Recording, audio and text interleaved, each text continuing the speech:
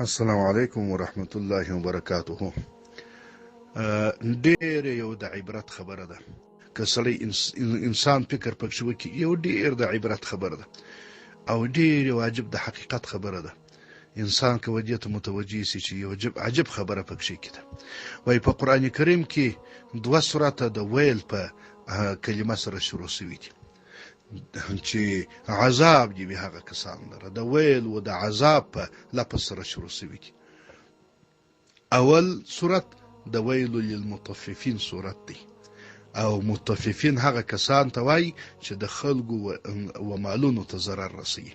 هغه انسانان چې د خلکو و مالونو ته ضرر رسوي د هغو بیان یې کړی دی، او د صورت شروع یې د ویل په کلمه سره کړه، د عذاب په کلمه سره.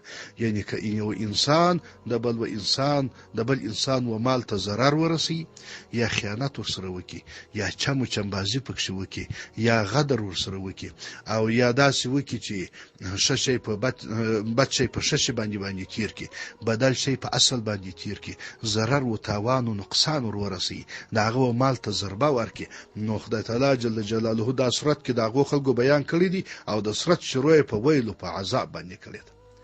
او دا دوم صورت چې بیا دی هغه بیا سورت همزه دی، ویل لکل همزه لمزه. په دې صورت کې بیا د هغه خلکو بیان سوی دی کم خلک چې د خلکو و عزت ته تاوان رسي. یو څوک وي بل سړی بیا آبه کی، یو سړی وي د بل چا توهین وکي، یو بل سړی وي د بل چا سپکاوی وکي، یو سړی وي د یو چا و عزت ته ضرر ورکي، د یو سړی وي د بل چا بی احترامي وکي، یو سړی وي یو چا ته پیغور ورکي، یو سړی وي د یو چا توهین او سپکاوی وکي. د دغه خلکو بیان را شروع کړی، او د دې صورت شروع هم په ویل سره کړی ده چې عذاب دی وي هغه کسانو لره چې په دغسې اعمالو باندې مشغول وي. په ټول قرآن کریم کې چې د هر څو سورتونه دي، نو په د ټولو سورتو کې صرف دغه 2 سورته د ویل او د عذاب په کلمه سره شروع شوي دي، او دا هغه 2 کلمې دي چې یو هغه انسانان دي چې د چا په عزت باندې تجاوز وکي، د چا بی احترامي وکي، سپکاوی وکي، او د چا عیب بیان کړي، د چا غیبت وکي، د چا توهین وکي، او یو بیا هغه کسان دي چې د خلکو پر مالونو باندې تعرض وکي او د خلکو مالونه ضایع کړي. نو دا معلومه سول چې څونه دا 2 شان الله جل جلاله ته مهم دي. دا معلومه سول چې خدای تعالی جل جلاله ته دا څونه مهمه ده، دا څونه خدای تعالی جل جلاله ته ډیره مهمه ده چې د یو انسان عزت وساتل شي. د یو مسلمان به احترامي څونه الله جل جلاله خوا په بدیږي چې علیده صورت ورته راوړي، او هغه صورت شروع په ویل سره کړی. نو مسلمانانو د تصوف د مدرسې ټول مشترکینو، ټول ملګرو دوستان ته که په دې ځای کې اوسي ژوند سره کوو، موږ ټول باید د یو شي ډیر مراعات وساتو، د یو مسلمان د بل مسلمان احترام وساتو، د یو مسلمان احترام وساتو. هر څوک چې دی زموږ هر مسلمان ورور د هغه باید موږ ډیر عزت وساتو، ډیر احترام وساتو.